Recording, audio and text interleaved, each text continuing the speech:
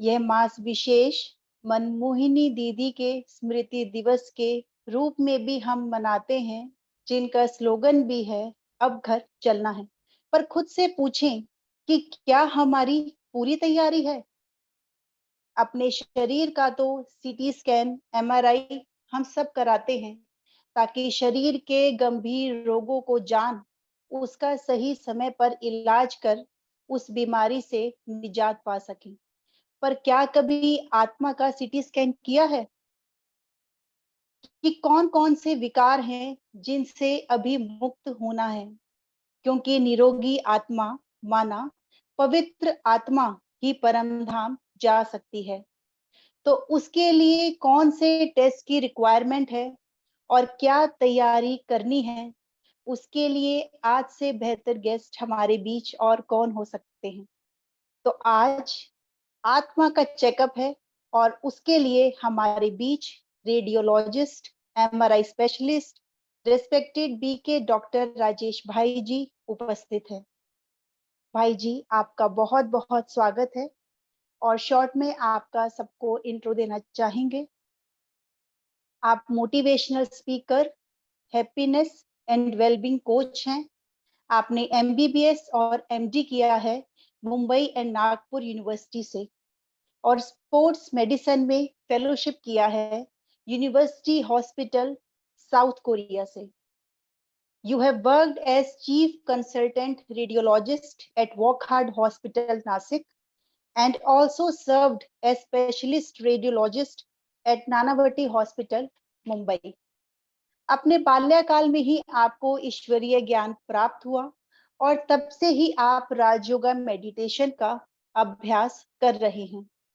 आपने देश और विदेश में विभिन्न ब्रह्म कुमारी सेंटर पर योग भट्टी मेडिटेशन प्रोग्राम्स और क्लासेस कंडक्ट की हैं। Indian army, police academy, banks, corporate companies, colleges and universities में आपने सेमिनार आयोजित कर सभी को ईश्वरीय संदेश देकर उनके जीवन को नई दिशा दी है। एट प्रेजेंट आप टाटा मेन हॉस्पिटल जमशेदपुर में head of department and senior consultant radiologist के रूप में कार्यरत हैं और यूट्यूब में भी आपकी गाइडेड मेडिटेशन कमेंट्रीज अवेलेबल हैं, जिनके द्वारा कई आत्माएं बाबा से सहज योग लगाकर अतीन्द्रिय सुख की अनुभूति करती हैं। तो ऐसे प्यारे भाई जी का एक कविता के माध्यम से स्वागत करना चाहेंगे। संपूर्ण जगत में फैला रहे जो यही परमात्म संदेश, संपूर्ण जगत में फैला रहे यही परमात्म संदेश, स्व परिवर्तन करके बनाओ खुद को तुम दिव्य और विशेष। समय है अनमोल, बस चंद ही घड़ियां हैं शेष। समय है अनमोल, बस चंद ही घड़ियां हैं शेष। अब घर जाना है तो कुछ भी ना हो अवशेष। तन और मन स्वस्थ रखने का जो देते सबको निर्देश, तन और मन स्वस्थ रखने का जो देते सबको निर्देश, वो हैं बाबा के अनोखे फरिश्ते और हमारे प्यारे भाई जी राजेश। भाई जी, आपका बहुत बहुत स्वागत है इस ईश्वरीय परिवार में। इन फूलों से आपका स्वागत करते हैं, इन्हें स्वीकार करें। ओम शांति। Thank you. ओम शांति।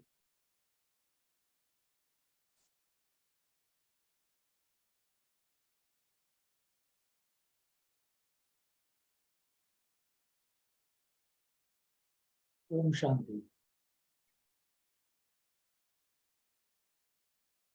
बहुत बहुत थैंक्स बहन जी मेरा इंट्रोडक्शन देने के लिए। जैसे बहन जी ने कहा कि बचपन से ही इस ईश्वरीय ज्ञान में है, तो जब मैं 1 साल का भी नहीं था एक्चुअली, उसके पहले ही एक्चुअली लौकिक माता जी को ये ज्ञान मिला और उनके कुछ एक फ्रेंड थे, उन्होंने कुछ बुक्स लाई थी, वो चारों फ्रेंड्स ने पढ़ी और तभी उन्हें निश्चय हो गया कि सत्य ज्ञान अगर है तो यही है, सत्य परमात्मा अगर है तो शिव परमात्मा ही है। तो 1978 की बात है एक्चुअली। तब एक्चुअली इतने जो कोर्स था वो ऑफिशियल नहीं भी हुआ मम्मी का एक्चुअली उस समय भी। तो कुछ समय के बाद में, एक 2-3 महीने के बाद में ही एक्चुअली दीदी मनमोहिनी जब का एक्चुअली आना हुआ। जैसे बेन जी ने भी कहा अभी, ये जो मंथ शुरू है वो दीदी मनमोहिनी का मंथ है, अर्थात 28 जुलाई 1983 में दीदी मनमोहिनी, जिन्हें हम प्यार से बड़ी दीदी कहते थे, वो व्यक्त हुए। तो वो हमारे स्थान पर वहां पर आए थे एक्चुअली, क्योंकि वहां एक मेला लगने जा रहा था। तो सभी जो सेवाधारी है, बहनें हैं, दीदियां हैं, तो सब उस मेले के स्थान पर गए थे। और उसके बीच में ही फिर मेरी जो लौकिक माँ है, उनकी चाची है, उनका सेंटर पर आना हुआ। तो तभी सेंटर पर सिर्फ बड़े दीदी थे और दादी ब्रजेंद्रा थे। तो ये तो बाहर बैठे थे दोनों माताएं, उन्हें अंदर उन्होंने बुला लिया, उन्हें पास बिठाया और बहुत ज्ञान चर्चा की, क्योंकि नए नए थे ज्ञान में। तो बहुत रमणीकता से भी बहुत ज्ञान सुनाया। यूं कहे तो फिर जो ज्ञान पक्का किया या कोर्स किया कह सकते हैं पूरा, वो बड़े दीदी के माध्यम से ही हुआ। तो बड़े दीदी अर्थात उस समय दीदी जो थे, दीदी मनमोहिनी जी, वो सब में अनुभवी थे। जो भी दादियां थी तब सबको दीदी कहते थे, दादियों को। उनमें से सबसे बड़े, अनुभव से भी और एज से भी, इसके लिए सभी उन्हें प्यार से बड़ी दीदी कहते थे। तो उनका वहां आना हुआ और फिर मिलना हुआ लौकिक माता जी का। तो मेरा भी एक छोटा सा एक्सपीरियंस है, वो मुझे याद तो नहीं है, लेकिन कैसे मैं दीदी से जुड़ा हुआ हूँ ये आपको शेयर करना चाहूंगा, क्योंकि थोड़ी बहुत पालना दीदी की ली हुई है। कि जब दीदी ज्ञान सुना रहे थे मम्मी को, तो मैं तभी शायद 1 साल का था। तो मैं बीच बीच में डिस्टर्ब कर रहा था उनको, है ना, छोटा बच्चा था ना वो। तो दीदी ने क्या किया, मेरे हाथ में एक आम पकड़ा दिया कि खेलो और खाओ और चुप रहो, अपनी मम्मी को सुनने दो। तो फिर दीदी के हाथ से टोरी मिल गई बचपन से ही। तो इतना भाग्य मेरा रहा इस आत्मा का कि इतनी बड़ी महारथी जो हम इस ज्ञान में देखते हैं ना, यज्ञ में बड़े बड़े भी, सबसे महारथी भी उनसे एडवाइस लिया करते, उनकी मत लिया करते। आपने सुना होगा कि मम्मा जगदम्बा सरस्वती, मम्मा ने और दीदी ने, दोनों ने मिलकर इस यज्ञ का प्रशासन संभाला। जब तक मम्मा थे तब तक तो दोनों ने साथ साथ संभाला, मीन्स मम्मा ने संभाला, साथ साथ में दीदी ने भी संभाला। और कुछ अगर डिफिकल्टी आई या कुछ पूछना होगा तो मम्मा ने दीदी की एडवाइस भी ली है। तो इतनी महारथी आत्मा थी एक्चुअली। तो फिर मम्मा जाने के बाद में तो फिर जो प्रशासन की जो कार्यक्रम, जो कार्यवाही है, जो रिस्पॉन्सिबिलिटी है, वो फिर दीदी ने संभाली। तो जो ब्रह्मा कुमारी की हेड थी वो तो प्रकाशमणि दादी थी, और साथ में जो एडमिनिस्ट्रेशन है मेनली वो दीदी संभाला करती थी। तो कहते थे कि 2 शरीर है लेकिन आत्मा एक है, ऐसे कहते थे। तो दीदी के द्वारा पालना मुझे भी मिली और मेरी लौकिक माँ को भी मिली। तो उस दिन क्या हुआ कि मैंने जैसे कहा ना कि मेरी लौकिक माँ और उनकी चाची आए थे। तो दीदी ने पूछा लौकिक माँ को कि आपके युगल नहीं आए। तो मम्मी ने जवाब दिया कि नहीं दीदी, वो नहीं आएंगे, क्योंकि एकदम शुरुआत थी ज्ञान की तभी घर में। और विरोध तो नहीं करते पिताजी, लेकिन मानते भी नहीं थे और सेंटर पर भी नहीं आते थे। तो इसके लिए मम्मी ने कहा कि वो नहीं आएंगे। तो दीदी ने कहा कि ऐसे कैसे नहीं आएंगे, उन्हें तो आना चाहिए, जरूर आएंगे, आप सर्च लाइट दो। तो उस समय तो लौकिक माँ को सर्च लाइट के बारे में कुछ पता नहीं था, नया शब्द था। तो लौकिक मम्मी ने कहा कि दीदी मुझे सर्च लाइट देना तो नहीं आता। तो बोले मैं सिखाती हूँ आप। तो दीदी ने गाइड किया, कहो कि गाइडेड मेडिटेशन किया, है ना, कि कैसे सर्च लाइट देना है उस आत्मा को कि वो बाबा की बने और यहाँ पर आए। तो जैसे जैसे दीदी ने कहा तो लौकिक माँ ने भी वैसे वैसे किया। और देखिए, महारथी आत्माओं के जो शब्द होते हैं वो महावाक्य होते हैं, वो वरदान होते हैं। तो जैसे ही सर्च लाइट दी गई, अर्थात पावरफुल शक्ति द्वारा उनको आह्वान किया गया कि आपको आना है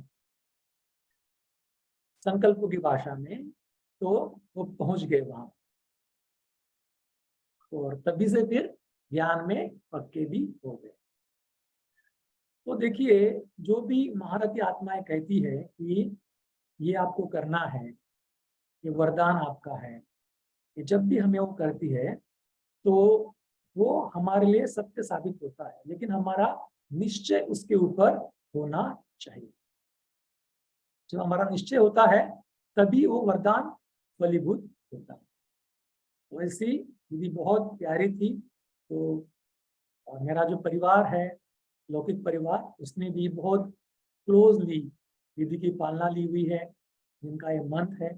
तो जब भी लौकिक माता जी का मधुबन जाना होता था तो उनको बहुत करीब में बिठाकर सखी कहकर दीदी बहुत प्यार से पूछताछ करते थे, बहुत प्यार करते थे, ज्ञान सुनाया करते थे, टोली खिलाया करते थे। तो दीदी का बैलेंस था एक्चुअली, लव और लव का बैलेंस, परफेक्ट बैलेंस, कि सबको स्नेह से अपना बनाना, स्नेही बनाना, और बाबा का बनाना, बाबा का भी स्नेही बनाना, ये विशेषता दीदी में। और साथ साथ में नियमों की और मर्यादाओं की बहुत कड़ी थी। धारणाएं, खान पान की धारणा को या जो भी है, पवित्रता की धारणा, सभी धारणाओं की बहुत पक्की थी। अगर थोड़ी भी किसी की ऊपर नीचे हुई तो दीदी के से बात करते हो थोड़ी दीदी आंख दिखा देती कि आगे से जागे, वो ऐसी गलती। ये जो मंत्र है जुलाई मंत्र, वो दीदी मनमोहिनी जी का है, जिन्हें हम प्यार से बड़े दीदी कहते हैं। तो दीदी एक्चुअली ना ज्ञान की मूर्त थी। ज्ञान की मूर्त अर्थात उन्होंने ज्ञान को स्वयं में समाया, धारण किया था और ज्ञान की स्वरूप बन गई। लेकिन ऐसे ही नहीं बनी, पुरुषार्थ किया बहुत। कि दीदी का आपने सुना होगा कितने बड़े घर की थी, फिर भी बहुत सिंपल, बहुत सिंपल। और क्लास में मुरली शुरू होने के पहले ही उन्हें पहुंचना है। हमेशा डायरी, पेन, चश्मा लेकर भी पहुंच जाती थी, आगे बैठ जाती थी, सब कुछ नोट करती थी मुरली के ऊपर, और उसे फिर उसके ऊपर कुछ पॉइंट्स निकालते थे। आपने शायद सुना भी होगा ये बात कि जब साकार मुरली शुरू हुई ना, बाबा ने शुरुआत की साकार मुरली की, तब तो ऐसा कुछ फॉर्मेट नहीं था कि ऊपर सार होगा, फिर प्रश्न उत्तर रहेंगे, फिर नीचे धारणा के लिए सार होगा, ऐसा नहीं था। जैसे एक बाप अपने बच्चों से बात करता है एज ए फैमिली मेंबर, वैसे ही एक्चुअली मुरली की शुरुआत। लेकिन आज जो हम मुरली का स्ट्रक्चर देखते हैं कि जो प्रश्न है ऊपर, पहले सार, प्रश्न उत्तर और धारणा के लिए सार, तो जो प्रश्न उत्तर जो है वो विधि निकाला था। तभी से फिर शुरुआत हुई कि उसमें प्रश्न उत्तर भी ऐड किए जाए। तो जो मुरली है, दीदी ने घोट घोट के पी लिए ऐसे आप, तो इसके लिए ज्ञान की उरत बन गई। उनके लबों पर हमेशा ज्ञान था, हर बात में ज्ञान की बात, लौकिकता में भी अलौकिकता की बातें। तो ऐसी प्यारी थी, और योग में भी बहुत पक्की थी। खुद तो बहुत पक्की थी, औरों को भी योग पक्का करा देती। देखिए, अमृत वेले भी सबसे पहले स्नान करके पहुंच जाएगी, सबसे पहले, और फिर देखते भी थी कि कौन कौन आया था आज, कौन कौन नहीं। और फिर अगर कोई नहीं आया है उसको बुलाएंगे, पूछताछ करेंगे, उस कमरे में जाएंगे कि क्या कर रहे हैं, सोए तो नहीं है। तो खुद भी बहुत योग में पक्की, औरों को भी पक्का। धारणाओं की जो पक्की थी ही, सबकी धारणाएं पक्की कराती। पवित्रता की धारणाएं के लिए तो बहुत सहन भी किया दीदी ने, बहुत सहन भी किया, कभी कभी मार भी खाई। तो इतने बड़े घर की दीदी फिर भी बहुत सहन किया और धारणाओं में आखिरी दम तक पक्की। और सेवा में तो आप जानते ही हैं, सेवा में जो सेवाएं बढ़ी, वो दीदी ने बहुत ट्रैवल किया था। भारत के चारों दिशाओं में और विदेश में, लंदन में भी किए गए थे। तो हर जगह जाकर दीदी ने सेवा, और पूरे भारत का भ्रमण किया। जब आप शायद जानते भी होंगे कि जब अपना यज्ञ कराची से यहाँ शिफ्ट हुआ, तो यहाँ पर पहले जो प्लेस देखने के लिए दीदी को ही भेजा गया बाबा के लिए। बाबा दीदी को देख जाके देख किया वो कौन सी प्लेस तपस्या के लिए अच्छी होगी, है ना, ब्राह्मणों की तपस्या के लिए कौन सी प्लेस अच्छी होगी। तो फिर दीदी पहले आए, फिर उन्होंने देखा, फिर ब्रिज कुटी जो है वो उन्होंने देखी थी, तो फिर वहां शिफ्ट हुए। तो देखिए, ऐसी हमारी प्यारी दीदी मनमोहिनी जी ने, बड़े दीदी के रूप। तो आपने अभी अभी है ना, जी ने भी सुनाया पहले कि उनका एक स्लोगन था, वो था अब घर जाना,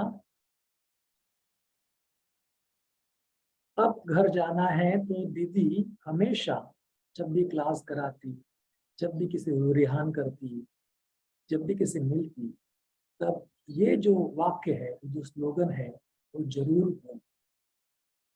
क्योंकि दीदी का इस जो पुरानी दुनिया से वैराग्य था, सब कुछ त्याग दीदी ने किया था, और एक धुन दीदी को लगी थी कि अब घर जा,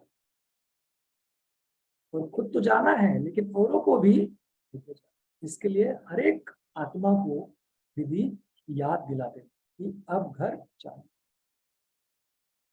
एक बार दीदी के लास्ट के समय में एक्चुअली दीदी को चक्कर आया, तो फिर दीदी अपनी दादी प्रकाश मणि जी मुंबई लेके गए। तो कुछ चेकिंग हुई, तो ब्रेन में ट्यूमर निकला, ऑपरेशन हुआ।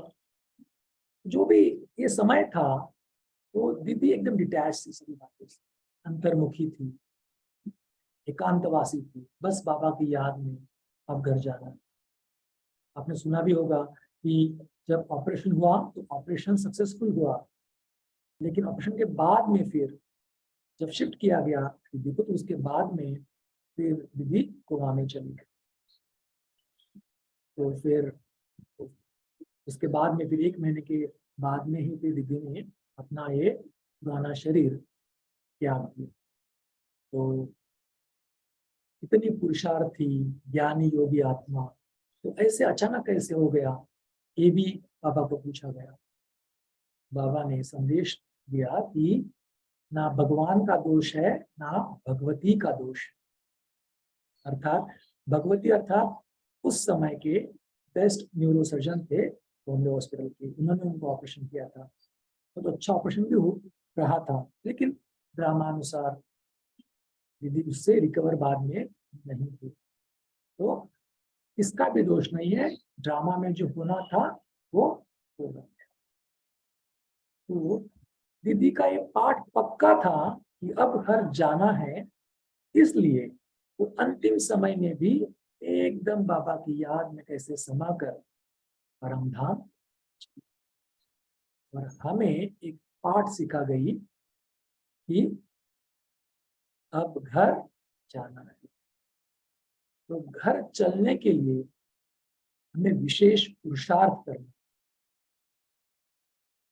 क्योंकि देखिए बाबा अनेक बार हमें पूछते हैं कि बच्चे, क्या आप एवर रेडी हो, क्या आप रेडी हो।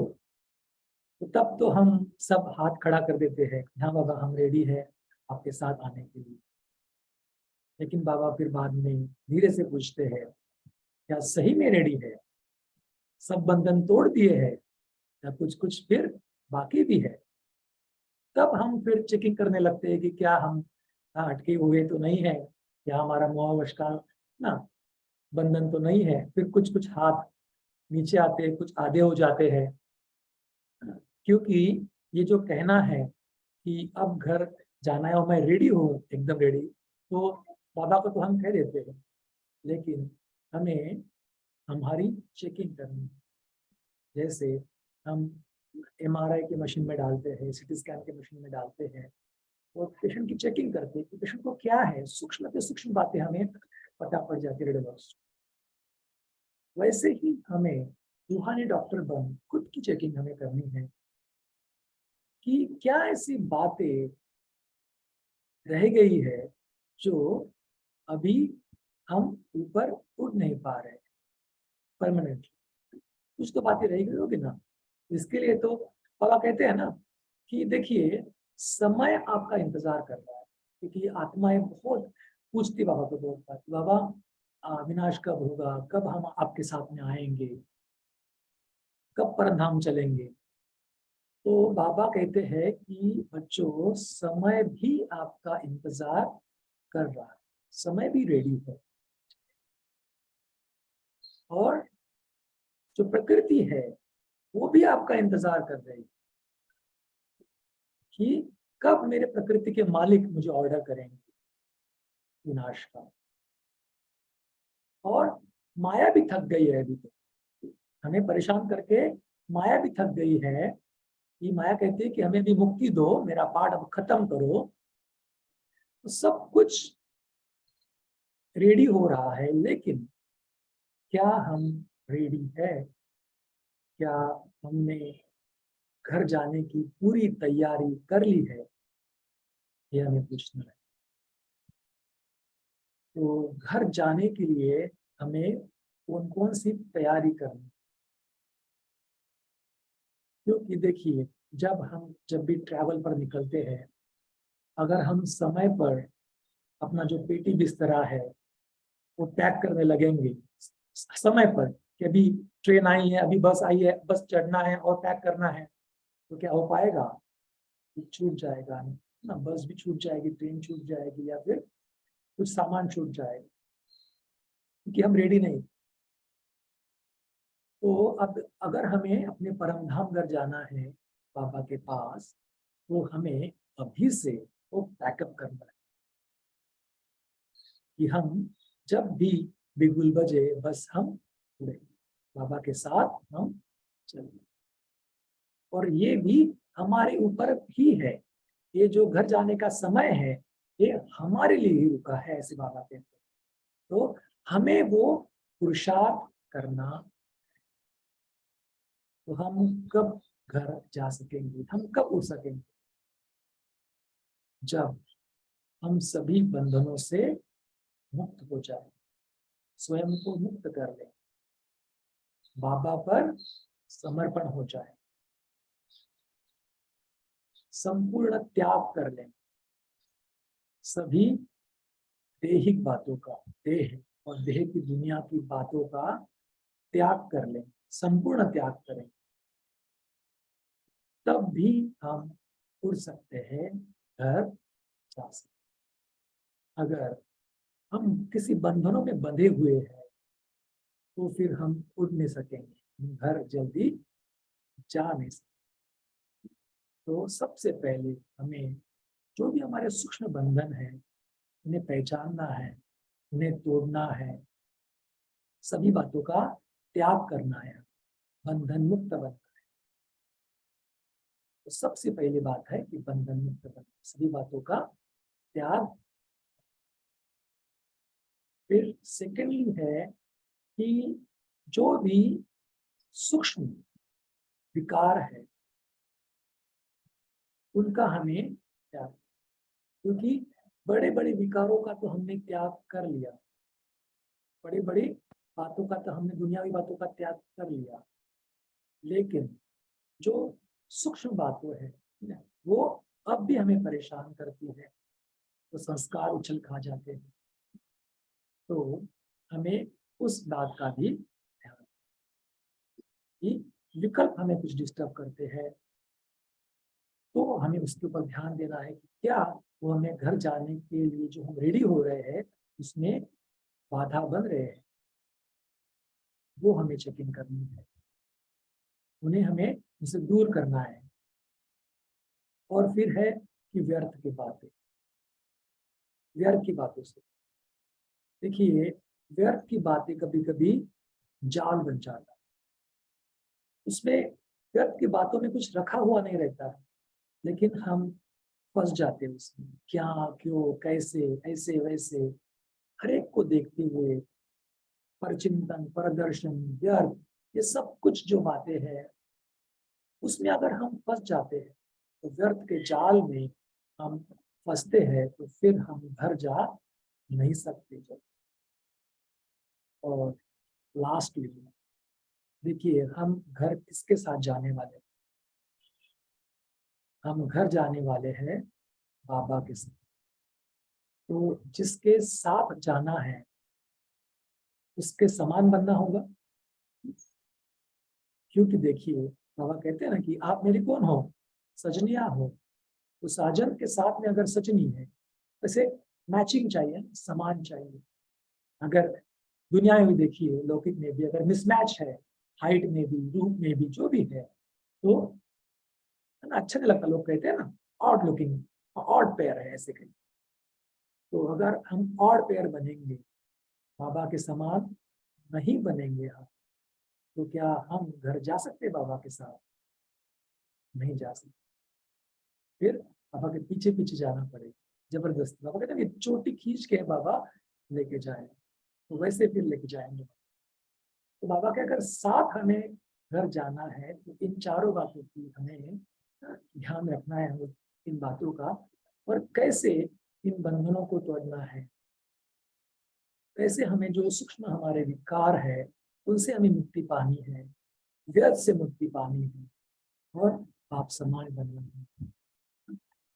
इसके ऊपर हमें चिंतन करें। तो आज हम इसी विषय पर चर्चा करने वाले हैं कि कैसे हम जल्दी से जल्दी घर जाने के लिए रेडी हो जाए।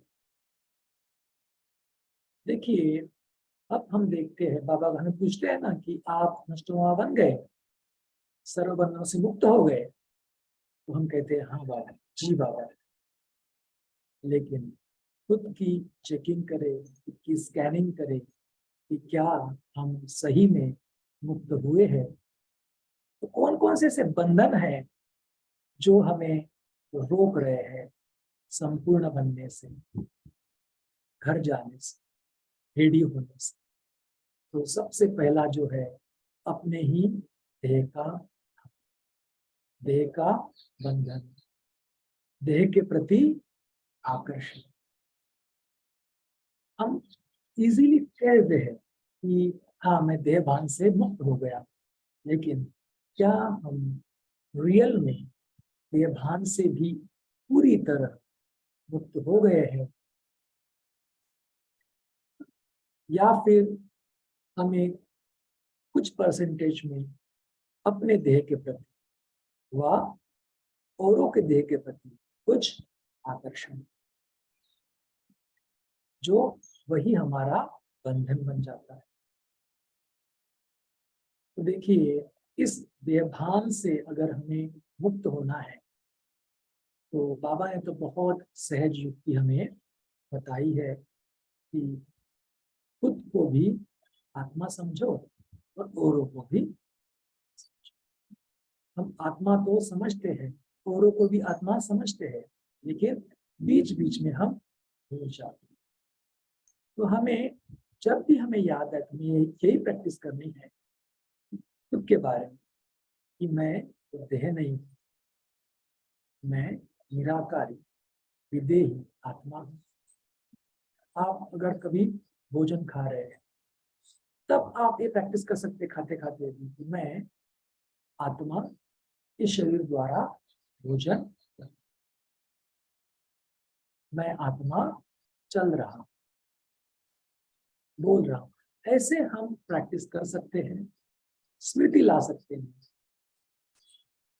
और औरों को भी जब मिलते हैं हम, तब भी हम ये स्मृति लाए कि मैं आत्मा से बात कर। तो देखिए, हम जब किससे मिलते हैं तो शुरुआत में तो स्मृति रहती है, लेकिन भूल जाते हैं। जब भी हम कर्म व्यवहार में आते हैं ये बातें हम भूल जाते हैं, लेकिन हमें स्मृति दिलाने बीच बीच में कि आप ये स्मृति रखें हमेशा कि मैं आत्मा से बात कर रहा हूं। देखिए, मुझे एक बात याद आती है कि बाबा को भी ये प्रश्न पूछा गया, ब्रह्मा बाबा को। बाबा जब साकार बाबा के समय का बात है कि बाबा, हम इस देह के आकर्षण से मुक्त होना तो चाहते हैं, प्रयास भी बहुत करते हैं, लेकिन जब भी हम किसी से बात करते हैं तो देह की तरफ दृष्टि चली जाती है, देह का भान आ जाता है, देह के प्रति आकर्षण उत्पन्न हो जाता है। तो बाबा ने कहा था कि बच्चे थोड़ा ऊपर देख लिया करो, थोड़ा सा ऊपर देख लिया करो, अर्थात भ्रुकुटी में, अर्थात इस शरीर को नहीं देखो, ऊपर में देखो। इसका मतलब ये नहीं है कि हम फिजिकली हर एक के भ्रुकुटी के बीच में देखते हैं, ऐसी बात। स्थिति, दृष्टि ऊंची, ऊंची दृष्टि अर्थात आत्मिक दृष्टि। हमें वो स्मृति रखनी है कि ये शरीर नहीं है, ये जो है ये आत्मा है, जो मैं शरीर देख रहा हूँ, लेकिन इसमें बीच में कि मैं आत्मा को देखना है मुझे, और मैं आत्मा को ही देख रहा हूँ। शरीर को देखते हुए भी न देख, हमें आत्मा को देखना। लेकिन ये अभ्यास से धीरे धीरे धीरे धीरे हम ये कर पाते। हमें ये नहीं है कि बीच में कुछ स्टार दिखेगा चमकता हुआ, ऐसे नहीं है। स्टार तो क्या है, पॉइंट ऑफ एनर्जी है, बस वही शरीर को चलाती है।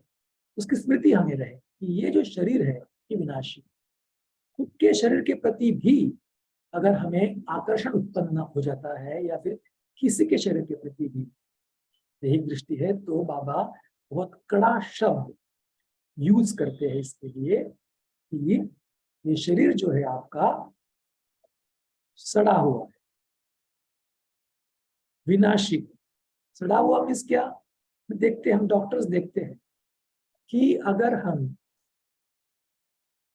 स्कैन करें, कुछ अंदर जाके देखिए, स्कोपिस करें, तो सिर्फ गंदगी है। शरीर के एक एक पार्ट में गंदगी भरी हुई है, ये डॉक्टर्स देखते हैं, क्योंकि ये कलियुगी शरीर है। देखिए, मुख में भी कितने बैक्टीरिया होते हैं हमारे, एक बार ब्रश न करें तो बाप रे। तो देखिए, हर पार्ट में गंदगी। बाबा ये जो वर्ड है सड़ा हुआ है, ये रियल में सड़ा हुआ है। तो हम देखते हैं, पेशेंट को भी देखते हैं कि क्या क्या बीमारियां होती है, क्या क्या अंदर भरा पड़ा है। तो ये भाव हमें रखना है कि जो हम देख रहे हैं ये सब विनाशी है। आत्मा सुंदर है, और ये जो शरीर है ये बस ये तो ऐसे हम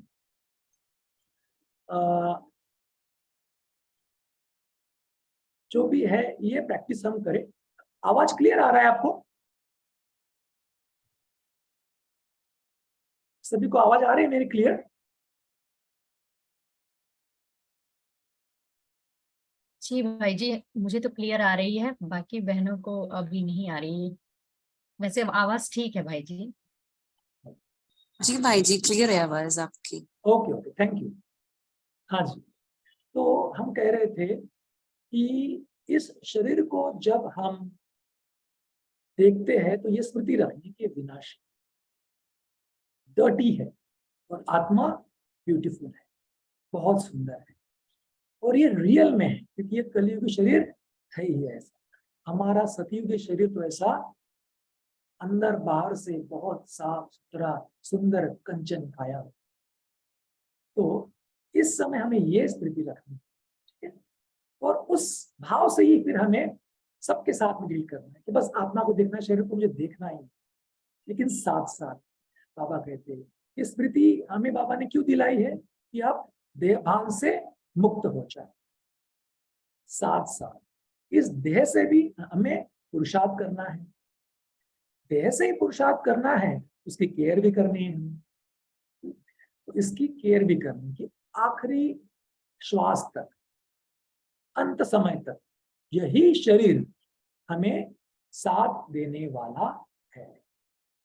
इस शरीर से ही जो भी हम पुरुषार्थ करना है वो पुरुषार्थ हम कर पाए।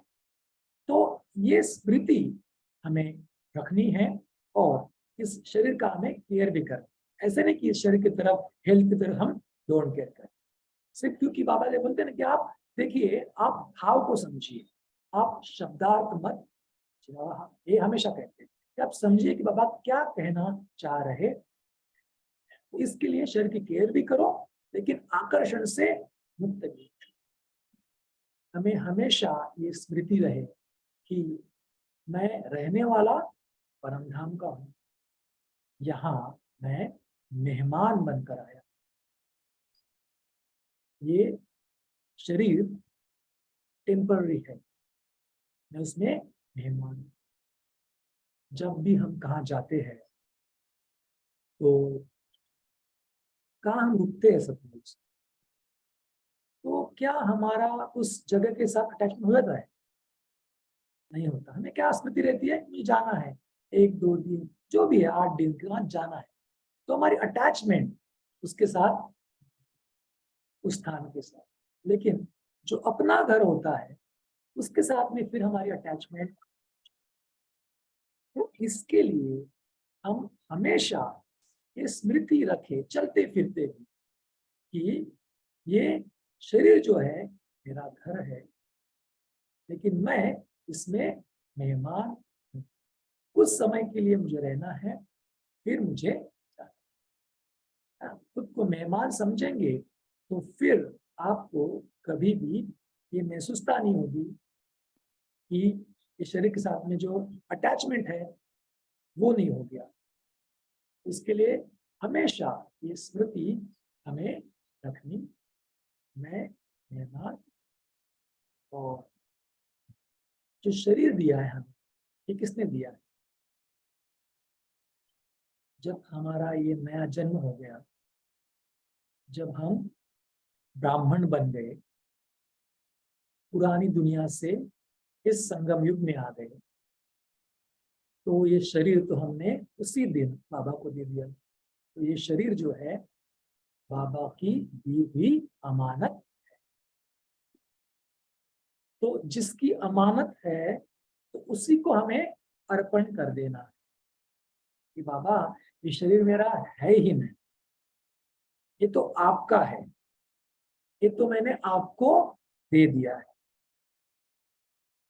तो अगर किसी को शरीर दे दिया, बाबा को दे दिया, तो अपना तो कुछ है ही नहीं। तो क्या हमारे अटैचमेंट रहेगी? फिर अटैचमेंट हमारी कम हो जाएगी, हम शरीर के बंधन से मुक्त हो जाएंगे। और हमेशा ये स्मृति रखे कि ये जो शरीर दिया है ये ईश्वरीय सेवार्थ बाबा ने मुझे दिया है। ईश्वरीय सेवार्थ दिया है, मेरा नहीं है, बाबा ने मुझे दिया है ईश्वरीय सेवार्थ। मैं बस यूज कर रहा हूँ शरीर को। तो ये अगर हम स्मृति हमेशा रखते हैं तो फिर हम जो हमारा देहभान है उसके बंधन से मुक्त हो सकते हैं। हम तो प्रैक्टिस तो बहुत करते हैं, लेकिन कुछ कुछ बातें हैं हम भूल जाते हैं। हमें बीच बीच में हमें स्मृति दिलानी, जो भी हमने ये बातें कही है बीच बीच में हमें स्मृति दिलानी है। तो इस निरंतर प्रैक्टिस अगर हम करेंगे तो फिर हम इस देह के बंधन से मुक्त हो जाएंगे।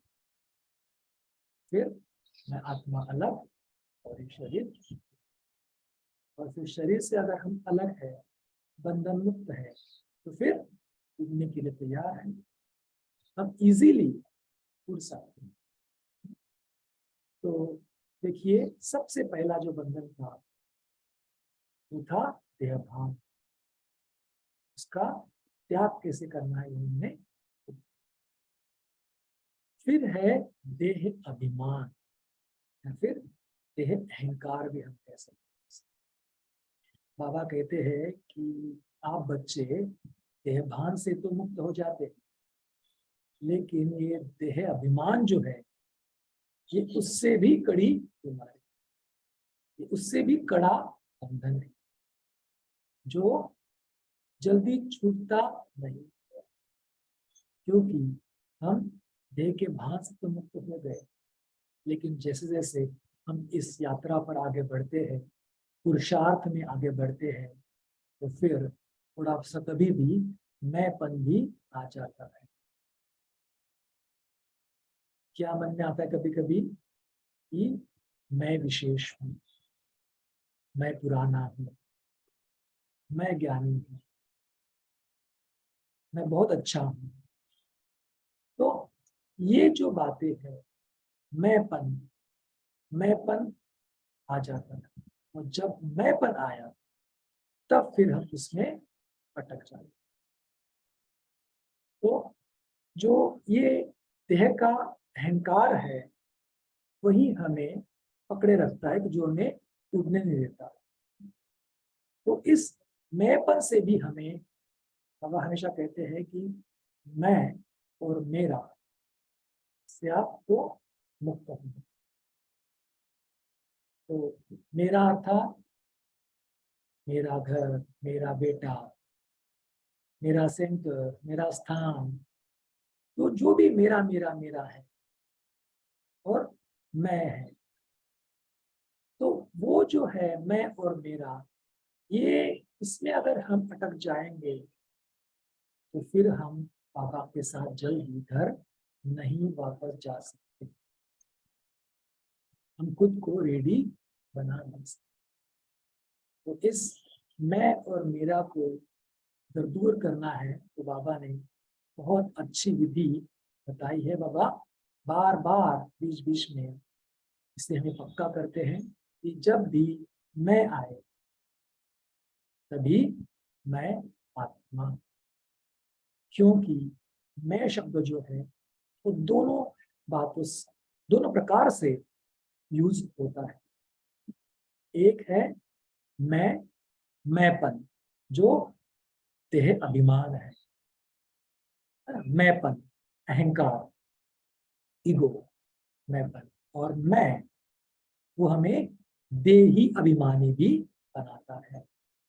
मैं आत्मा, मैं ये शरीर नहीं हूँ, मैं आत्मा हूँ, मैं देही हूँ, मैं शरीर नहीं हूँ। ठीक है, तो ये मैं शब्द एक है, लेकिन दोनों प्रकार से यूज होते हैं कि मैं देही अभिमानी, मैं देह अभिमानी। तो हमें देह अभिमान को छोड़ना है और देही अभिमानी बनना। जब भी मैं आएगा कि मैं श्रेष्ठ, मैं अच्छा, मैं ज्ञानी, मैं योगी, मैं बहुत योगी, मेरी विशिष्ट, जब भी आएगा तो मैं आत्मा आएगा, तो फिर ऑटोमेटिकली देह का अहंकार कम हो जाता है, देह अभिमान कम हो जाता है। और मेरा, तो मेरा मीन्स मेरा बाबा, जो कुछ भी मुझे दिया है बाबा ने दिया हुआ है, बस मैं निमित्त होकर उसे संभाल रहा हूं, मेरा रोल प्ले कर रहा हूं। सेवा भी है ना, मेरी सेवा, इसमें भी बहुत सारे अटक जाते हैं। हम ब्राह्मण आत्मा में सेवा तो बहुत करते हैं, लेकिन ये मेरी सेवा है, तो मेरी मेरी कर कर हम उसमें अटक जाते। तब ये सेवा किसने दी है मुझे? बाबा ने दी, सब कुछ बाबा ने दिया है।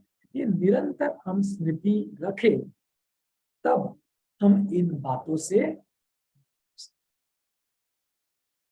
मैंपन से, देह अभिमान से मुक्त हो सकते।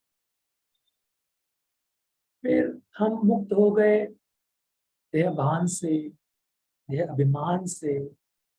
फिर बाबा कहते हैं कि देह के जो संबंध है वही अंत समय में परीक्षा लेने वाला। इस संबंधों में हम ज्यादातर देखते हैं कि माताओं के बारे में बाबा कहते हैं कि माताओं को बच्चे में बहुत, और सब में होता है एक्चुअली, ऐसे नहीं माताओं को, तो सबको मोह होता है। और बाबा कभी कभी कहते हैं कि बच्चे से तो कम, लेकिन नाती में बहुत मोह। सभी जो भी हमारे संबंधी है उनमें वह होता है। तो देखिए, बाबा तो कहते हैं कि आपको नष्ट मोह बनना है, हम तो उन्हें छोड़कर तो जा नहीं सकते। सबके बीच रहना है, हमें रहना है। तो सबके बीच रह के हमें कैसे उस बंधन को तोड़ना है, कैसे हमें नष्ट मोह बनना है। बाबा हमें वो भी समय समय पर बहुत अच्छी अच्छी युक्तियां हमें बाबा कि जब भी आप सबके बीच रह रहे हो, घर में भी, तो आप ये समझे कि ये जो भी आत्माएं हैं उनके बीच में मुझे बाबा ने रखा। मेरा जो संबंध है, भले वो बच्चे से हो, युगल से हो, किसी से भी हो, वो जो संबंध है वो बाबा के थ्रू है। मेरा डायरेक्ट किसी से भी कोई भी संबंध नहीं है। मैं इन संबंधियों से जुड़ा हुआ हूं बाबा के थ्रू, और बाबा ने ही मुझे रोल दिया है उनकी सेवा में, उनकी पालना करें।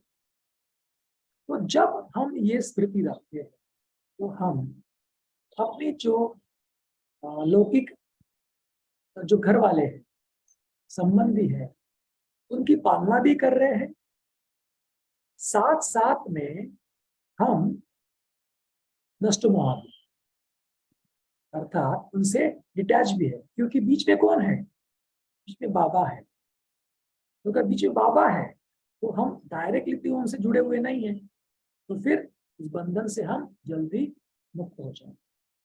इसके लिए सदा ये स्मृति रही कि ये मेरा बच्चा नहीं है, बाबा का बच्चा। युगल मेरा नहीं है, बच्चा बच्ची जो भी है, सास ससुर मामा मामी जो भी है वो बाबा के है, वो मेरे नहीं है कोई। बाबा, मैं उन आत्मा से जुड़ा हुआ हूं। ऐसे हम हमेशा स्मृति, और हम कभी कभी बहुत बार सुनने में आता है ना कि आप ज्ञान बहुत सुनाते हैं घर वालों को, लेकिन कोई ज्यादा सुनता नहीं, सेंटर पर नहीं आना चाहता है। सहयोगी कोई कोई बनता है, कोई कोई तो सहयोगी भी नहीं बनता है, वो विरोध भी करता है, ज्ञान नहीं सुनना चाहता। तो फिर हम कभी कभी दिल शिकस्त भी हो जाते हैं। तो अगर हम उनसे दोनों प्रकार से हमारा जो है बंधन है, फॉर एग्जाम्पल अगर हम मोहवश भी उनसे जुड़े हुए हैं और टकराव भी है किससे, तो भी यहाँ डिस्टर्बेंस होता है, तो भी हमें बंधन है वो भी एक। क्योंकि हम जब भी योग में बैठेंगे कौन याद आएगा? तो बंधन याद आएगा। तो मोहवश वाला हो या टकराव वाला हो, जब भी योग में बैठे, जिसके साथ हमारा लगाव है, बच्चा है या बच्ची है, जो भी स्कूल में गया है, आया होगा नहीं आया होगा, खाना जो भी है वो हमारा स्मृति में आ जाता है। तो फिर उसकी तरफ हमारा जो है बुद्धि योग लग जाता है। तो अगर उसकी तरफ लग रहा है तो बाबा की तरफ फिर कैसे लगेगा? बुद्धि योग तो एक से ही लग सकता है। तो इसके लिए हमें हमेशा ये ध्यान रखना है कि जो जिसके भी साथ में हमारा संबंध है तो बुद्धि द्वारा, बुद्धि द्वारा। तो दूसरा भी एक है ना कि अगर इसके साथ में संस्कारों का टकराव है, कोई सुनता नहीं है, आज्ञा नहीं मानता है, तो भी यहाँ डिस्टर्बेंस। याद में बैठे बाबा की, उठना चाह रहे ऊपर, लेकिन वो संबंध हमें नीचे खींच रहा है। तो फिर लौकिक में भी है, अलौकिक में भी है। जो अलौकिक हमारे भाई बहन है, उनके साथ में हमारा टकराव है, संस्कारों का टकराव है, जो भी है, तो वो हमें याद आता है। फिर तो दोनों तरीके से खिंचाव है संबंधों का। पॉजिटिव भी, पॉजिटिव मीन्स जो मोहवश भी और टकराव भी। तो इस जो ये मोह है या लगाव है या भी जो बंधन है, इससे मुक्त होने के लिए हमें एक ही स्मृति रखनी है कि जिनके साथ में मैं डील कर रहा हूं, मुझे बाबा ने रोल दिया है, सबके बीच में रहना, सेंटर में भी रहना है, सेवा के स्थान में भी रहना है, घर में भी रहना है। मुझे बाबा ने रोल दिया है और उस आत्मा का जो संस्कार है वो ठीक करने का भी मुझे बाबा ने रोल। हम कहते हैं ना बाबा की, बाबा ये तो घर में सब बगुले हैं। बगुले अर्थात क्या कि उनमें ना अवगुण है, ज्ञान नहीं सुनना चाहते, ज्ञानी है ऐसा हम कहते हैं। लेकिन ऐसे नहीं कहते, क्योंकि बाबा कहते हैं कि भले वो बगुले हैं लेकिन आपको उनके बीच में किसके लिए रखा है? आप हंस हो तो उन बगुलों को परिवर्तन करने की जिम्मेवारी आपके ऊपर है। इसके लिए हमें यहाँ डिस्टर्ब नहीं होना है, दिल शिकस्त नहीं होना है कि कोई सुन नहीं रहा, नहीं भी सुन रहा तो हमें मार्क्स मिल रहे हैं। अगर हम समझा रहे हैं उनके बीच में रह के तो हमें मार्क्स मिल रहे हैं। तो मार्क्स मिलना मीन्स क्या? आगे जाना। हम आगे की क्लास में जा रहे हैं, हम पुरुषार्थ में भी आगे बढ़ रहे हैं। तो सबके बीच रह के हमें हमेशा स्मृति रखनी है कि बाबा ने मुझे ये बोल, तो फिर संबंधों से भी हम मुक्त हो जाए। फिर है कि साधन, आजकल साधनों के प्रति जो खिंचाव है वो बहुत है। सिर्फ साधन में साधन नहीं है, उसमें वस्तु भी है, चीजें भी है, पदार्थ भी। तो उनके साथ हमारा लगाव, उनके बंधन में हम कभी कभी फंस जाते हैं। अभी कल ही मेरे एक दोस्त है, उनसे बात हो रही थी, तो वो कह रहे थे कि उनका बच्चा छोटा है तो वो स्कूल से आता है तो मोबाइल मांगता है, और मोबाइल नहीं दिया, थोड़ा बहुत अगर दिया भी तो माँ ने अगर ले लिया बाद में तो अपना सिर पटकता है उसके। देखिए छोटे छोटे बच्चों में भी ये संस्कार है। क्यों है ये संस्कार? क्योंकि ये जो हमारे द्वापर कलयुग से ये जो नेगेटिव संस्कार हमने भरते आए, विकार जो हमने आए, एग्रेशन आया है, मोह आया है, सब कुछ जो आया है इसके कारण। तो हमारा भी अगर हमारा एक साधन इधर उधर हो गया हम डिस्टर्ब हो जाते, हमें वो साधन चाहिए ही, फिर कुछ भी हो, वो कार हो, मोबाइल हो, हमारी पहनने की कुछ चीज हो। माताओं को भी ये होता है कि कोई पहनने की चीज वही चाहिए। तो हम और उसे ये भी कहते हैं कि हाँ मुझे सेवा के लिए चाहिए, ऐसे कहते हैं ना हम, सेवा के लिए चाहिए, लेकिन हम उसमें अधीन हो जाते हैं। तो बाबा कहते हैं कि साधनों को भल हम यूज करो लेकिन हमारी साधना भंग ना हो, ऐसे बाबा कहते हैं। तो कैसे? तो उसे हम कैसे कर पाएंगे कि देखिए जो भी साधन दिए हैं बाबा ने दिए ईश्वरीय सेवा के लिए दिए, ये स्मृति हमें हमेशा रखनी। वो भी हम गैजेट्स यूज कर रहे हैं उसके प्रति भी बहुत आकर्षण आजकल हो रहा है, आवश्यकताएं बढ़ रही है, उसका यूज तो हमें करना है। हमारा पुरुषार्थ आगे बढ़ाने के लिए हमें उसका यूज करना है, लेकिन साथ साथ में हमें उससे डिटैच भी है। तो कैसे रखेंगे स्वयं को डिटैच? कि ये जो भी वस्तु है, साधन है, बाबा ने दिए, बाबा के हैं, बाबा के साधन मैं लोन पर यूज कर रहा हूँ, है ना, मेरे नहीं है, वापस देने हैं, बाबा के ही है, बाबा को ही देने हैं, बाबा की कार्य के लिए ही मैं यूज कर रहा हूँ। ये स्मृति हमें हमेशा रखनी है जब भी हम ये साधन या वस्तु यूज करेंगे। वैसे पदार्थ भी कोई अट्रैक्शन है हमारा, किसी पदार्थ के बारे में, खाने की चीज है, वो भी हम क्या करें कि उसके प्रति भी हमारी जो आसक्ति है उसे हम कम करें। कि ये जो है मेरे लिए, जो जिस तरफ हमारा आकर्षण है उसकी हम प्रैक्टिस करें। हम हमारे कंट्रोल पे हमको देखें कि हम कितना कंट्रोल कर सकते हैं, क्योंकि ये जो भी हम व्यंजन खा रहे हैं ये अभी का हमारा भोजन, ये सतयुगी भोजन हमारा नहीं होता। तो अभी से हम उससे हमारे बुद्धियों को उससे निकाल लें। तो जो भी है और बाबा का ही है, बाबा ने दिया हुआ है, वो मैं स्वीकार कर रहा हूँ या फिर यूज कर रहा हूँ, ये स्मृति हमेशा रखनी है। तब ही हम इन साधनों से, वस्तु से, पदार्थों से, की आकर्षणों से हम वो। और फिर है कि जो भी हमारे पास है जैसे संपत्ति, तो देखिए वो तो हमें यूज करना है। आज के देखिए ना, आज बाबा ने क्या कहा है सार में भी कि एक हमें स्लोगन आपको पक्का करना है।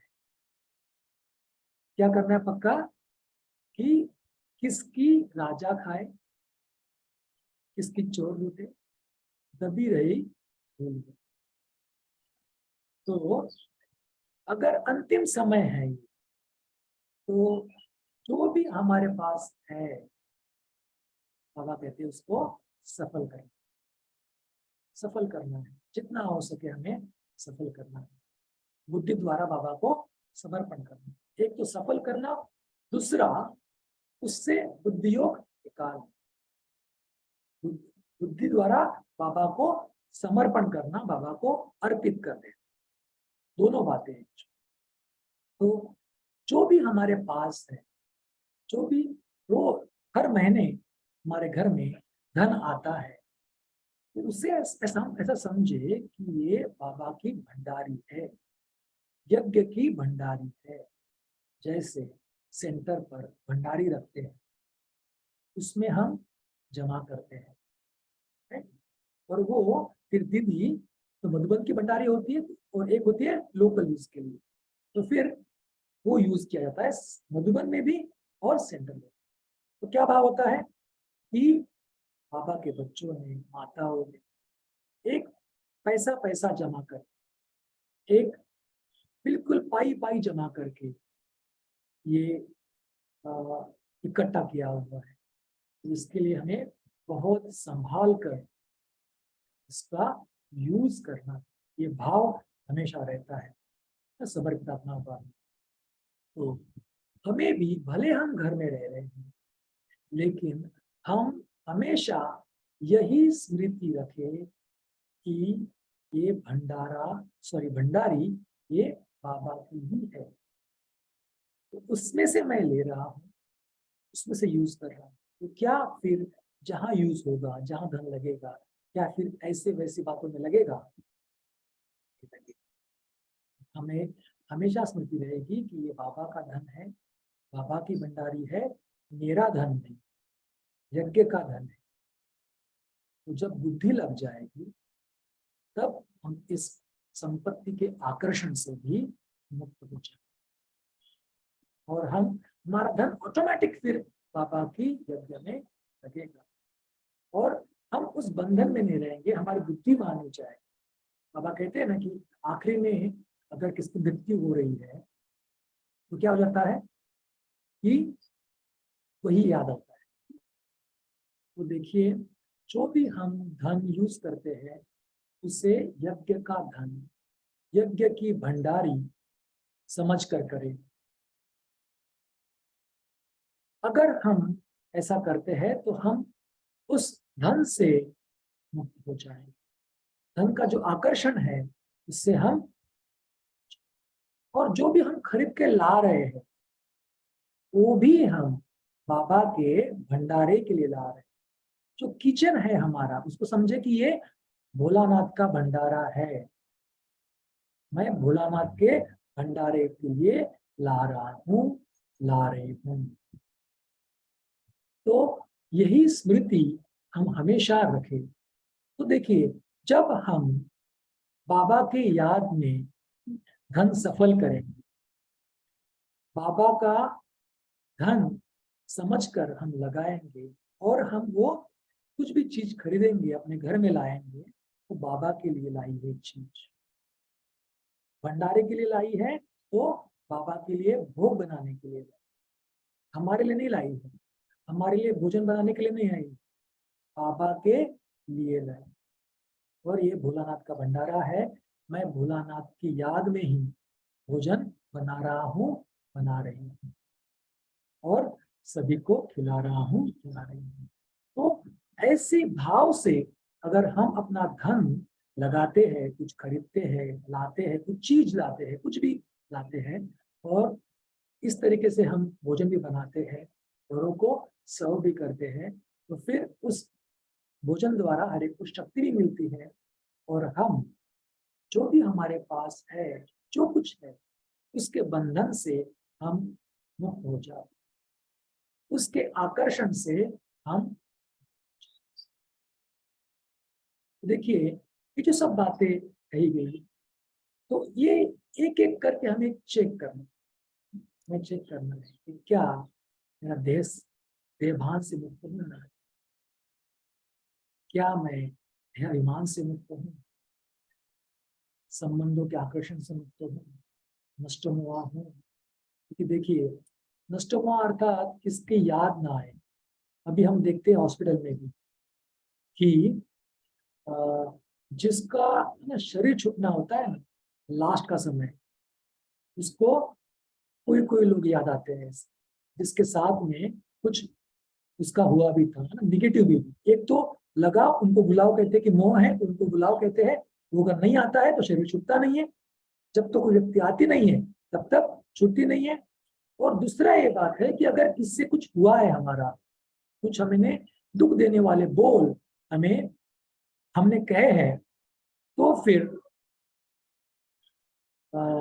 बीच बीच में जो व्यक्ति है वो बीच में कहता है कि हाँ उसको बुलाओ, तो उसको बुलाओ, तो उसको बुलाते हैं और कहते हैं कि भाई मुझे माफ कर दो। जो मृत्युशैया पर है हॉस्पिटल में, वो कहते हैं, वो लोगों को बुलाते हैं कि हाँ उनको बुलाइए, उनसे बात करते हैं कि सॉरी मैंने ये कहा था, मैं अभी इससे मुक्त होना चाहता हूँ।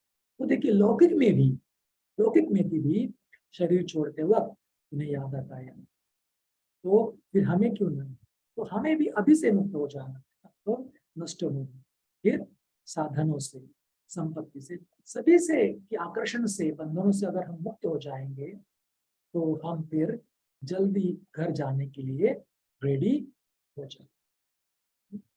तो बाबा कहते हैं कि एक तो है कि सर्व बंधनों से मुक्त होना, सब कुछ बाबा को समर्पण करना, सर्व त्यागी बन, और फिर उसमें सूक्ष्म बातें है कि सर्वंश त्यागी भी। त्याग जो है फिर वो सूक्ष्म विकारों का भी त्याग।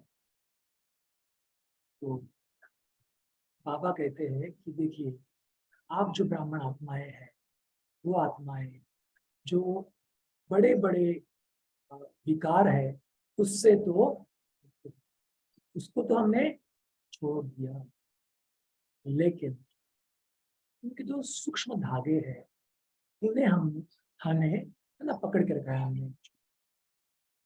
तो देखिए जो काम विकार है, ब्रह्मचर्य तो देखिए बाहर के जो दुनिया वाले हैं उन्हें तो बहुत डिफिकल्ट लगता है, लेकिन हमारे लिए क्या है, हमारे लिए सहज है। तो ज्ञान के आधार से बहुत सहज हो गए हैं। लेकिन बाबा कहते हैं कि आपको सिर्फ ब्रह्मचारी नहीं बनना है, आपको ब्रह्मचारी बनना। जैसे ब्रह्मा बाबा ने किया वैसे ही हमें फॉलो करना, ब्रह्मा बाप को हमें फॉलो करना। तो देखिए जो काम विकार का सूक्ष्म अंश है अर्थात विकल्प, मन में जो विकारी संकल्प आते हैं उनसे मुक्त हो। और दृष्टि, बहुत बार ये होता है कि हमारे दृष्टि में थोड़ी अपवित्रता कभी कभी, दृष्टि में दैहिक भान, दैहिक आकर्षण, सब कुछ जो है वो हमें उस तरफ खींचता है, हमें हमारे जो पुरुषार्थ की स्टेज को नीचे लाता है। इसके लिए बहुत ध्यान हमें देना है कि इस सूक्ष्म जो कामनाएं हैं उनसे हमें मुक्त होना। तो काम विकार का जो अंश है उसे हमें मुक्त होना। कैसे करेंगे? क्योंकि देखिए अब अगर हम पुरुषार्थ के मार्ग पर है तब भी हमें ये जो बातें कभी कभी नीचे लाती है। तो इसके लिए दो शक्तियों की आवश्यकता है, एक है कंट्रोलिंग पावर और दूसरी है रूलिंग पावर। तो देखिए कंट्रोलिंग पावर मीन्स क्या, जब भी मन में ऐसे विकल्प आए, गलत संकल्प आए, तो तुरंत मन को कंट्रोल कर लेना है स्वराज्य अधिकारी, ही तब उस समय वो स्टॉप हो जाए। स्टॉप मीन्स स्टॉप, आंखों के बारे में स्टॉप मीन्स स्टॉप। ऐसे अगर आता है कंट्रोलिंग पावर, वो हमें बाबा की याद से आएगी। जैसे से हम पुरुषार्थ में आगे बढ़ेंगे, बाबा से योग लगाएंगे तो शक्तियां आएगी, और फिर हम कंट्रोलिंग पावर द्वारा उस जो हमें विकल्प आ रहे हैं, मन के में जो व्यर्थ संकल्प आ रहे हैं, उसके ऊपर हम कंट्रोल कर पाएंगे। तो दूसरा है रूलिंग पावर। रूलिंग पावर अर्थात क्या, कि एक तो स्टॉप कर दिया, फुल स्टॉप लगा दिया, लेकिन सिर्फ स्टॉप नहीं करना है ना, हमें क्या करना है कि जहां हमारा हमें मोड़ना है अपने मन को, जो पॉजिटिव है उसकी तरफ लेके जाना है।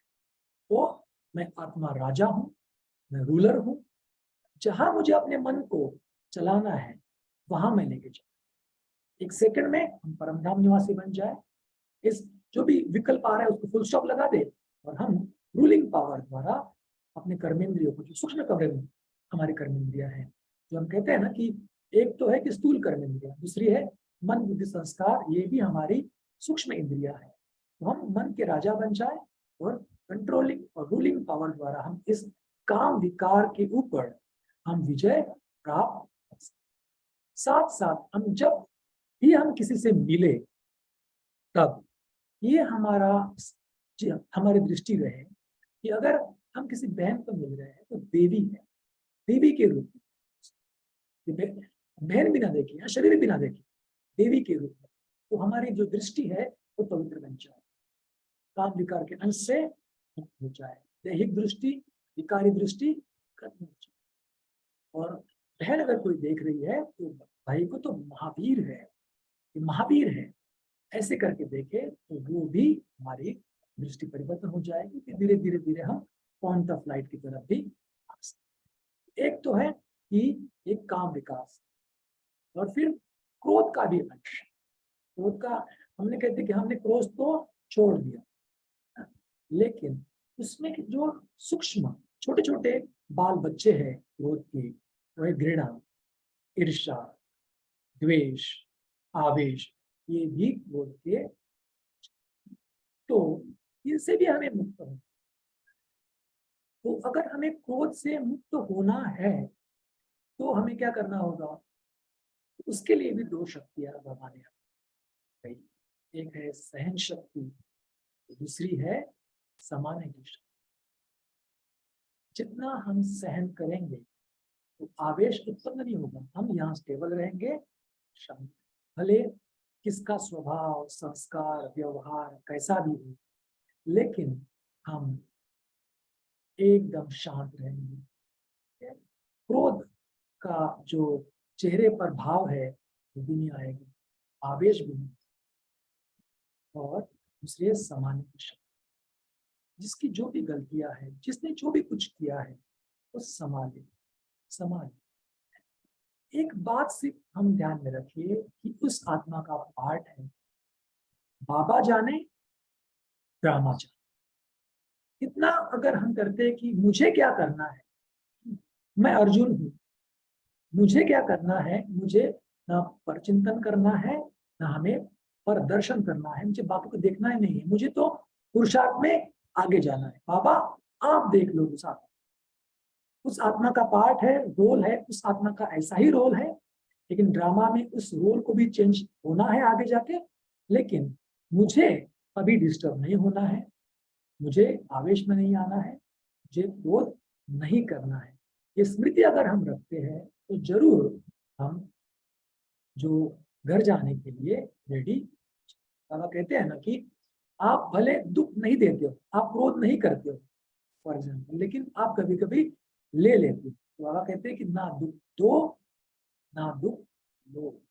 इस अपने बोल द्वारा, अपने हाव भाव द्वारा, व्यवहार द्वारा किसी को भी हमें दुख नहीं पहुंचाना है। लेकिन हम तो चेकिंग करते कि आज हमने दुख नहीं दिया, लेकिन क्या हमने दुख लिया? दुख लेना अर्थात क्या, किसके व्यवहार से बोल से यहाँ डिस्टर्ब हो जाना, दुखी हो जाना, मन में हमारे व्यर्थ संकल्प चलना। इसे कहते हैं कि दुख लेना। लेकिन बाबा कहते हैं कि आप दुख न लो, उस आत्मा का रोल बाबा के ऊपर छोड़ दो और आप बस उसको अपनी अच्छी शुभ भावनाएं है ना, अच्छी भावनाएं, शुभ भावनाएं वो आप दो कि ये भी आत्मा परिवर्तन चाहे। तो जरूर फिर हम उस क्रोध से भी मुक्त पाएंगे, दुख ना दुख देंगे ना दुख। और फिर हम बाबा के समान, अगर देखिए साथ अगर चलना है तो समान बनना, इक्वल चाहिए, जोड़ी इक्वल चाहिए। तो बाबा कैसा है? बाबा है सुखदाता। तो हमें सुखदाता बाबा से सबको सुख देना, अपने बोल, व्यवहार, भाव, स्वभाव द्वारा सबको सुख देना है। हमारे जो साथी संबंधी है उनको भी, और विश्व की आत्मा हमें सुख देना है, हमें सुखदाता बनना है। तो जब हम सुखदाता बन जाएंगे, बाप समान बन जाएंगे, तब ही हम बाबा के साथ चल पाएंगे। और हमें खुद तो सभी बातों से मुक्त होना ही है, लेकिन सबको मुक्त करने की जो जिम्मेवारी है वो भी हमारी। इसके लिए हमें उस जिम्मेवारी को भी हमें जानना। तो आत्माएं पुकार रही है ना कि उनको मुक्ति दो, अभी शांति चाहिए, सुख चाहिए, अशांति से मुक्ति, परेशानियों से मुक्ति चाहिए। तो आत्माएं पुकार रही है, तो उनको मुक्ति देने की जो जिम्मेदारी है वो भी हमारे ऊपर। इसके लिए हमें सुखदाता बनना है, मास्टर मुक्तिदाता भी बनना है। तो बाप समान बनना है। जब हम बाप समान बन जाएंगे तभी हम बाबा के साथ घर चलेंगे। इस तरीके से अगर हम पुरुषार्थ करते हैं तो हम जरूर घर जाने के लिए एवर रेडी। ओम शांति। जैसे कहा गया था कि कुछ क्वेश्चंस लेंगे, तो अगर कोई पूछना चाहे जी तो पूछ सकते हैं। जी भाई जी, एक प्रश्न है कि हम जितना भी अपना संस्कार परिवर्तन करने की कोशिश करते हैं उतनी बार माया महारूप लेकर के आती है और क्रोधवश बहुत बदुआएं निकलती हैं मुंह से औरों के लिए, और अपशब्द भी, जबकि बहुत बार कंट्रोल करते हैं बट हर बार वो बढ़ जाती है। अब कैसे चेंज करें? स्वमान की भी प्रैक्टिस करते हैं, शांति की भी, फिर लेकिन दोनों टाइम योग अच्छे से नहीं लग पाता और यह कहीं ना कहीं 1 महीने तक चला जाता है। तो कैसे चेंज करें, इसका पुरुषार्थ बताएं।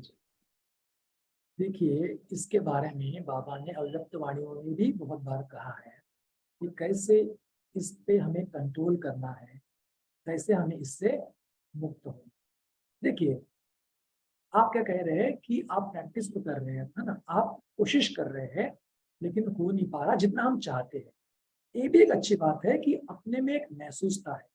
फर्स्ट थिंग, कई लोगों को तो महसूसता भी नहीं होगी, तो उनसे तो हम बहुत अच्छे हैं।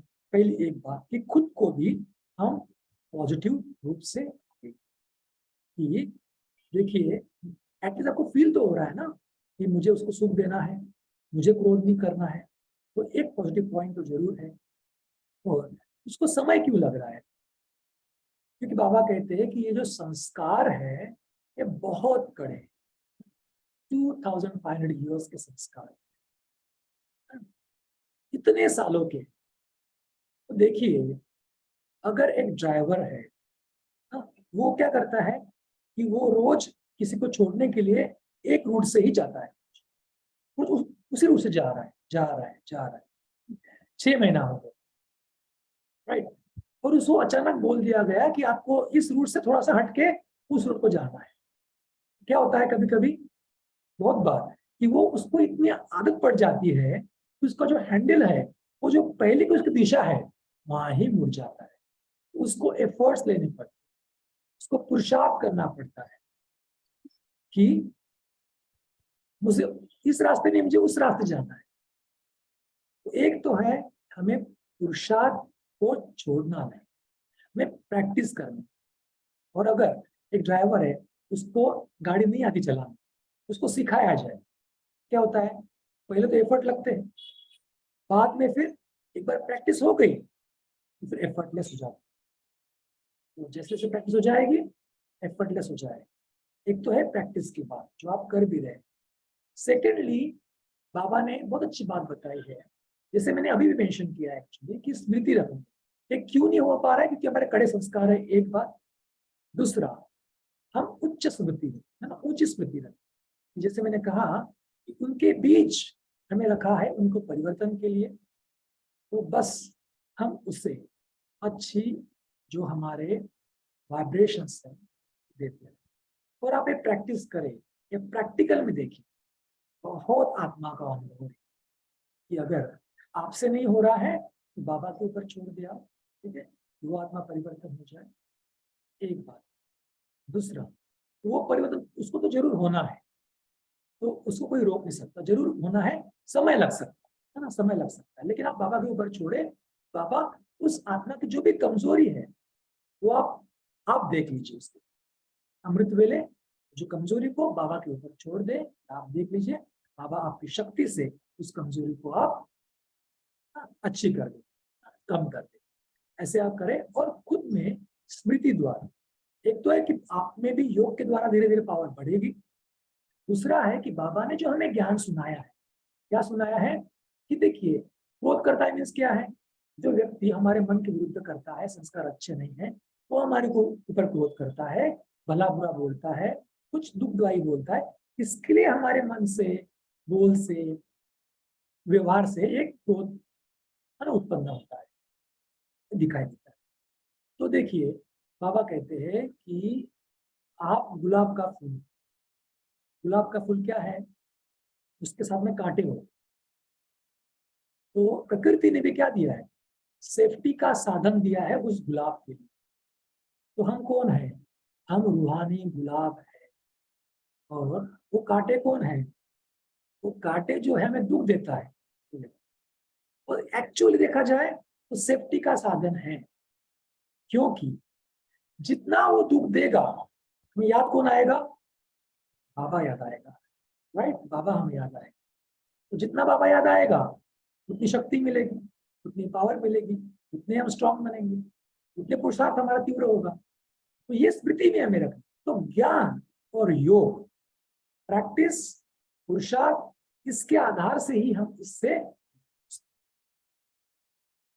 ठीक है जी, मन अपने पुरुषार्थ को नहीं छोड़ना है, हाँ। ज्ञान और योग की प्रैक्टिस अच्छे से करनी है, और वो जो भी आत्माएं हैं उनके लिए शुभ भावना कि वो भी कांटे, गुलाब के फूल में वो कांटे में चले। शुक्रिया।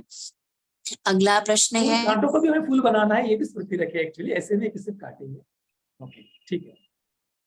जी जी, अगला है, मैं लौकिक घर में रहता हूँ जहाँ परिवार ज्ञान में नहीं चलते हैं, लेकिन मैंने स्वयं से स्वीकार करा लिया है कि मैं सेवा निमित्त हूँ, लेकिन सदा यही महसूसता होती रहती है कि मैं कहीं ना कहीं उन आत्माओं से पीछे रह जाता हूँ जो जिनको अच्छा वातावरण मिलता, तो मैं अपने मन में बैकग्राउंड में ये दिल शिकस्तपन कहीं ना कहीं रह जाती है। तो इसका क्या करे पाए, मन को कैसे ठीक रखे? एक्चुअली बाबा ने इसके एग्जैक्टली उल्टी बात कही है जो मैंने भी एक्सपीरियंस किया।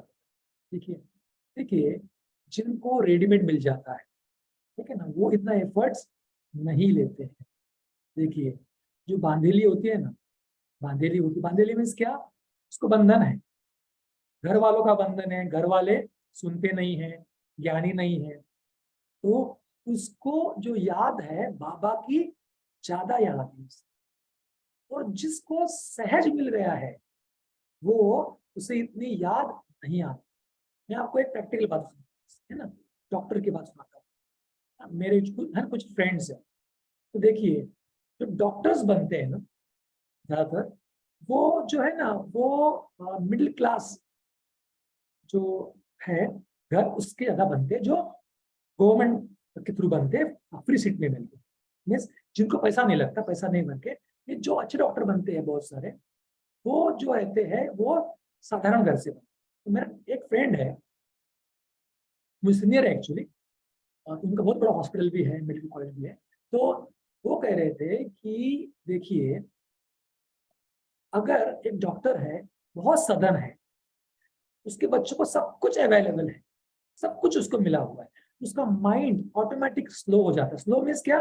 वो पढ़ाई नहीं करेगी। मेरे पास तो है, मेरे बाप का बहुत पैसा है, अगर सीट नहीं भी मिली तो पैसा देके हम कर लेंगे, उसको मार्क्स नहीं ले पाता है ना। और दूसरा, जिसके पास घर में कुछ भी नहीं, मिडिल क्लास है, सिंपल है, गरीब घर का है, वो बहुत एफर्ट करता है कि अगर ये मैंने पढ़ाई नहीं की, बाकी कुछ नहीं मेरे लिए, इसके लिए ऑटोमेटिकली वो बहुत पढ़ता है और वो आगे जाता है। और एक भगवान ने कही है कि जो ऐसा पुरुषार्थ करता है जिसको डिफिकल्ट है ना, डिफिकल्टी में हम अगर पुरुषार्थ करते हैं, उसके मार्क्स ज्यादा है, उसके मार्क्स ज्यादा है, सब कुछ अवेलेबल है और कर रहे हैं, उसके मार्क्स कम है। तो जो भाई जी जो सोच रहे हैं कि जो वातावरण नहीं मिलता, तो वो ऐसी बात बिल्कुल भी मत सोचिए। जितना आप पुरुषार्थ करेंगे, आपको एडिशनल प्लस मार्क्स मिलेगी। जो जिन्हें मिलता है ना सब कुछ, उनकी नेगेटिव मार्क्स बहुत ज्यादा हो जाती है, क्योंकि इजीली मिला है, वैल्यू नहीं की, तो नेगेटिव मार्क्स भी हो जाती है, क्योंकि वैल्यू नहीं की उस बात। और जिन्हें कुछ वातावरण नहीं मिलता है, साथी नहीं मिलते हैं, और वो पुरुषार्थ करता है, तो उसको तो सब पॉजिटिव पॉजिटिव है, उसके मार्क्स ज्यादा है। यही बात आप ध्यान में रखें और बाबा से जुड़े रहे। तो ये दिल शिकस्त बात की होने की बात नहीं है, एक्चुअली ये पुरुषार्थ की, ज्यादा पुरुषार्थ करने की बात है कि मैं ऐसा, मुझे स्थान मिला है कि मैं बहुत पुरुषार्थ कर सकूं, इसके लिए मुझे बाबा ने यहाँ रखा है और इन सब की सेवा मुझे करनी है। यहाँ मैं किसकी सेवा करूंगा? घर वालों की, ऑलरेडी उनको ज्ञानी है, सबकी सेवा करनी है, तो उनके भी मार्क्स मुझे मिलेंगे, मेरे बोल द्वारा, व्यवहार द्वारा, ज्ञान सुनाकर इनकी सेवा कर सकते है ना। अगर ज्ञान सुन भी नहीं रहे हैं तो भी मेरे बोल द्वारा, व्यवहार द्वारा, स्वभाव द्वारा उनको ये मालूम हो जाए कि ये तो इस दुनिया का है नहीं, ये परमात्मा का भेजा हुआ दूत है हमारे बीच में, ये सेवा हम करें तो उसको मार्क्स, आपको तो अनगिनत मार्क्स मिल जाए। Thank you. जी शुक्रिया भाई जी। अगला प्रश्न है कि कर्म योगी और बैठकर योग लगाने में क्या अंतर है, और किस प्रकार इन दोनों में से किस में योग बल जमा होता है, और हमें जमा का खाता किस प्रकार से दिखता है? जी, अंतर भी स्पष्ट है और जमा किस पे होता है? जी राइट। तो देखिए, ये बाबा कहते हैं ना कि राजयोग, ये कर्मयोग, कर्मयोग। तो कर्म योग अर्थात कि कर्म करते हुए योग युक्त स्थिति हमारे रहे। कर्म और योग अलग अलग। योग अर्थात यूनियन, कनेक्शन, खुद के साथ और बाबा के साथ जुड़ना, खुद के साथ आत्मिक स्वरूप में जुड़ना और बाबा के साथ जुड़ना, कर्म करते हुए, ये हो गया। दूसरी बात है कि हम बैठ कर, ठीक है ना, बैठ कर योग करते हैं और बाबा के साथ जुड़ते हैं, खुद के साथ जुड़ते हैं, बाबा के साथ जुड़ते हैं। तो ये दोनों बातें हैं, भले ही अलग अलग है, लेकिन बाबा कहते हैं कि दोनों की प्राप्तियां भी अलग अलग। तो एक योग जो है, हम बैठकर योग करें, जैसे हम अमृत वेले में करते हैं, तो चारों ओर शांति, चारों ओर शांति है, जो वायुमंडल है वो भी सत्व प्रधान है, हलचल नहीं है। तब क्या होगा? ऑटोमेटिकली बुद्धि हमारी उठने लगेगी, आत्मा हमें उसकी हेल्प मिल जाए, हम बहुत समय तक एक अवस्था में टिक सकते हैं जब हम बैठकर योग, और उसकी प्राप्ति भी अलग है, उसकी प्राप्ति भी अलग है। क्योंकि बाबा कहते हैं कि जब हम परम धाम, बीज रूप स्थिति में हम स्थित हो जाते हैं, उस स्थिति में ही विकर्म विनाश सबसे ज्यादा होते हैं। ऐसे नहीं कि उसमें होंगे, सब प्रकार के योग में हमारे विकर्म विनाश होते हैं। लेकिन परम धाम में बीज रूप अवस्था में जब हम टिक जाते हैं तो योग की अग्नि प्रज्वलित होती है, पर तब भी हमारे विकर्मणा सबसे ज्यादा हो। तो सबसे पावरफुल योग है बीज रूप अवस्था का योग, जो हम बैठ कर करते हैं। बाकी तो बहुत सारे टाइप्स, उसके ऊपर एक और क्लास हो सकता है, लेकिन ये हो गया बैठ कर। दूसरा जो योग है वो है कर्म योग। कर्मयोग योग अर्थात कर्म करते हुए योग करना, अर्थात जो भी हम काम कर रहे हैं, कार्य कर रहे हैं, मैं आत्मा इस कर्मेंद्रियों द्वारा कर, अभी भी अगर मैं बोल रहा हूँ तो मैं आत्मा इस मुख द्वारा बोल रहा हूँ, आंखों द्वारा देख रहा हूँ, हाथों द्वारा कर्म कर रहा हूँ। जो भी हम सेवा करे, लौकिक करे, अलौकिक करे, बाबा मुझसे करवा रहा है। एक तो मैं कर रहा हूँ आत्मा, दूसरा बाबा मुझसे करवा रहा है। ये स्मृति है, हाथ मेरे हैं लेकिन बाबा मुझसे करवा रहा है। यह है कर्म योग।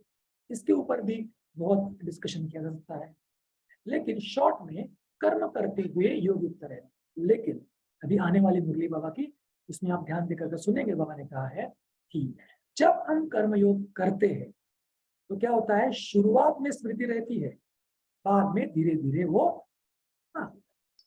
लोप हो जाती है या फिर मर्ज हो जाती है, उसको वापस हमें इमर्ज करना पड़ता है, राइट। तो कर्मयोग जो है हम कंटिन्यूअसली जो है नहीं कर पाते। यहाँ तक कि ब्रह्मा बाबा भी कहते हैं ना कि मैं खाना खाता हूँ, बाबा मुझे खिला रहा है, लिट्टी ली, पाने भूल गए। तो कर्मयोग का ऐसा है कि निरंतरता उसमें लाना वो कभी होगा जब हमारी कर्मातीत अवस्था हो जाएगी। लास्ट के समय कर्मातीत अवस्था हो जाएगी, निरंतर योग युक्त स्थिति, जो कुछ कर रहे हैं, सांस ले रहे हैं, देख रहे हैं, कुछ भी कर रहे हैं, तो बस योग युक्त स्थिति में वैसे ही हम शरीर छोड़ेंगे, वो जो हो जाएगी हमारी कर्मातीत स्थिति।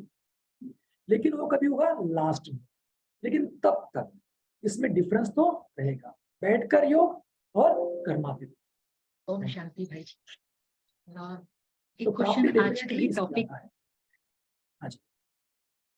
आज का ये जो नेक्स्ट क्वेश्चन है वो आज के ही टॉपिक पर आधारित है कि हमारा स्लोगन है कि अब घर जाना है, लेकिन ब्राह्मण आत्माएं जिन्होंने पूरे 84 जन्म लिए हैं वो बाबा के साथ घर जाएंगी, लेकिन वही सबसे पहले नीचे भी आ जाएगी।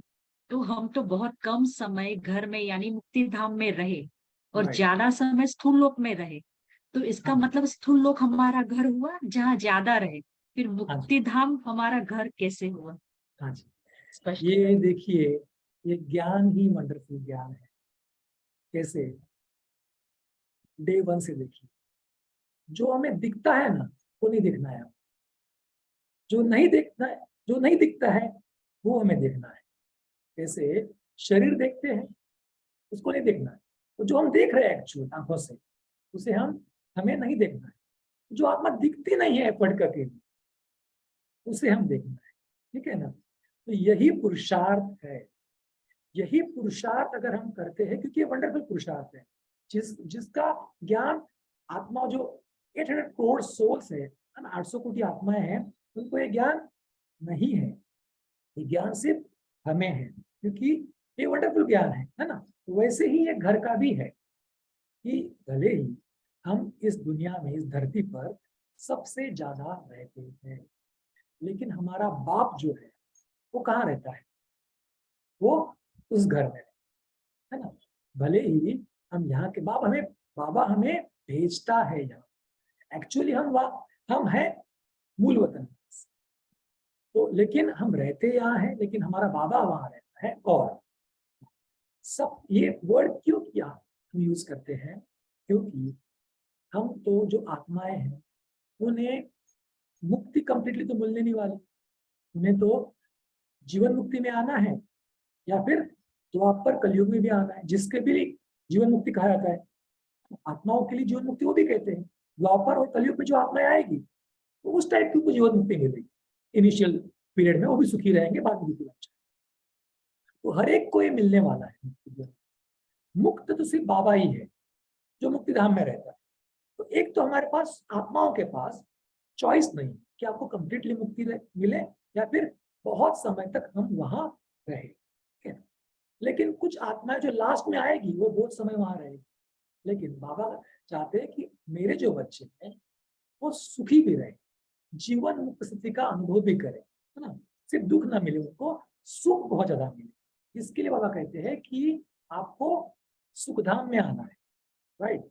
लेकिन सुखधाम का ऐसा डायरेक्ट, तो वो मुक्ति धाम के होकर ही जाने वाला है, परम धाम होकर ही जाने वाला है।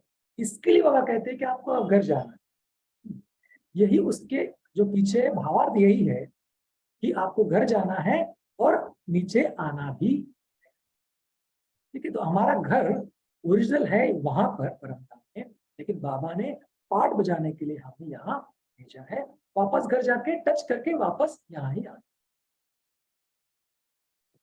जी भाई जी, बहुत सुंदर। भाई जी, अब एक लास्ट क्वेश्चन ले लेते हैं हाँ जी। कि कभी किसी आत्मा के साथ के पुराने संबंध और संस्कारों के वश किसी को माफ करना और माफी मांगना उतना मुश्किल क्यों हो जाता है? हाँ जी, अभी मुश्किल क्यों हो जाता है उसका अगर एक सेंटेंस में कहे, हम एक सेंटेंस में कहे तो हमारे भी पुराने संस्कार, पुराने संस्कार। देखिए बाबा हमें क्या बनाते हैं, पूज्य आत्मा बनाते, ठीक है। पूज्य आत्मा बनाते हैं, तो पूज्य आत्मा का पहला जो संस्कार है वो है सबको माफी देना है, अर्थात क्षमा करना, रहम करना, मर्सी देना। ये पूज्य आत्मा का संस्कार। इसके लिए तो लोग ना कुछ पाप कर्म भी करके जाते हैं, तो क्या मूर्ति के सामने जाएंगे, चित्र के सामने जाएंगे और माफी मांगे कि भगवान देवता जी जो भी है मुझे माफ कर। सबसे पहला संस्कार जो है पूज्य आत्माओं का वो है माफ करना, मर्सी देना, क्षमा करना। लेकिन अभी क्यों नहीं हो पा रहा है? क्योंकि वो संस्कार हमने भरे नहीं, क्योंकि हमारे जो अपोजिट संस्कार है वो बहुत कड़े हैं।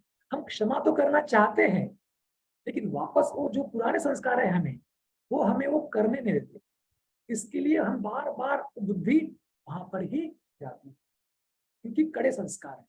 लेकिन अगर हम बाबा का जो ज्ञान एक तो समझ लेते हैं, उसके आधार से अगर हम उसको अप्लाई करते हैं जीवन में, वो धीरे धीरे धीरे प्रैक्टिस से ये होता है। और एक बात समझ लें कि अगर हम किसी को माफ करते हैं तो सबसे पहला फायदा किसको? सबसे पहला फायदा मुझे ही, खुद को होता है। कैसे? क्योंकि अगर हम किसको माफ नहीं करते, क्या होगा? यहाँ हलचल, बार बार बार बार यहाँ हलचल हो जाएगी ना, यहाँ एक उड़ क्रिएट हो जाएगी, ठीक है। तो अगर हम क्षमा नहीं करेंगे तो बार बार उसके प्रति संकल्प निकलेंगे, नेगेटिव भाव निकलेंगे, है ना। तो क्या हो जाएगा, वापस हमारे यहाँ पर जो घाव जो है वो भरेगा, तो वो उनको हील नहीं कर पाए। तो अगर हमें खुद को हील करना है, अपनी इनर हीलिंग करनी है, खुद को पुरुषार्थ में आगे बढ़ाना है, दिल सबका रहना है, तो हम सबसे पहले औरों को माफ। तो अगर औरों को माफ करना मीन सबसे पहले स्वयं को माफ। और मेरा तो प्रैक्टिकल अनुभव, अगर हम सबको माफ करते, भले उस व्यक्ति ने कुछ भी किया, एक तो होता है कि हम बहुत बार अनुमान लगा लें, 50% टाइम अनुमान हमारा गलत भी हो जाता है। उतने समय तक हमारी नेगेटिव बातें चलती रहती है, हम पुरुषार्थ में नीचे जाते रहते हैं, पर चिंतन चलते रहता है। बाद में हमें मालूम पड़ता है कि अरे ये तो बात ऐसी नहीं थी। एक बात। दूसरी बात है, भले उसने गलत किया भी है तो हो गया अभी, उसे हम क्या कर सकते हैं?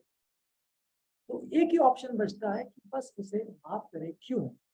अगर हम पहले क्षमा करते हैं, उसके प्रति शुभभावनाएं रखते हैं, तो मेरा प्रैक्टिकल अनुभव है कुछ समय बाद वो आत्मा आपके साथ कांटेक्ट करेगी खुद भी कि मेरे से गलती हुई थी, क्या आपको बुरा लगा था?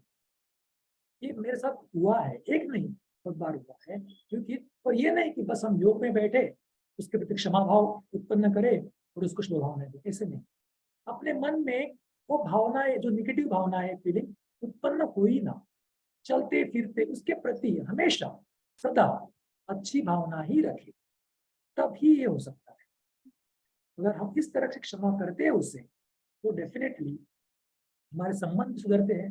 अगर हम क्षमा नहीं करेंगे तो हमारे संबंध सुधरने के चांसेस कितने हैं?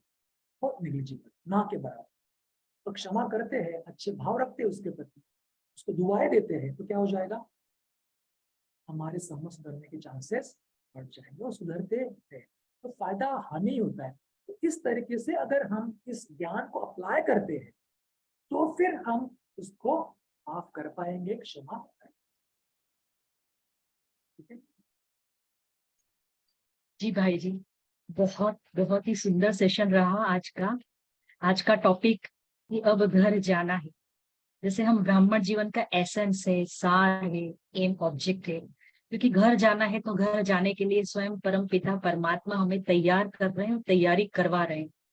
हर तरह से, हर पॉसिबल वे में बाबा साथ ले जाने के लिए जैसे पक्का कर रहे हैं। आपने भी बहुत बहुत ही सुंदर और बहुत ही क्लियरिटी के साथ समझाया। एक यात्री को जब यात्रा शुरू करनी है तो क्या पैकिंग करनी है, क्या छोड़ना है, मेहमान बनकर जाते हैं तो कैसे स्थिति, कैसे स्मृति रहनी चाहिए। तो आज का सेशन बहुत ही खूबसूरत, बहुत ही सुंदर रहा। आपका हमारी पूरी टीम की तरफ से बहुत बहुत धन्यवाद और शुक्रिया। शुक्रिया बाबा। ओम शांति।